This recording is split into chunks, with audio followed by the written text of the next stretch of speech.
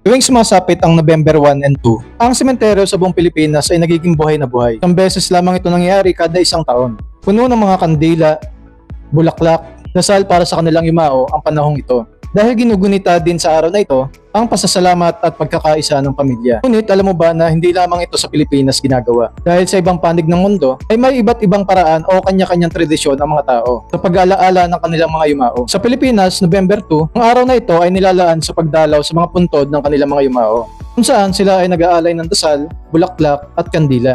Karaniwang parang isang masayang pagkikita ang ilang magkakamag-anak ang araw na ito dahil isa itong mahalagang araw upang makapiling muli ang kanilang mga yumao. Ang pamilya ay karaniwang naglalagay sa sementeryo at kung minsan umaabot sila doon ng 2 araw at nagdadala ng pagkain upang kanilang pagsalu-saluhan.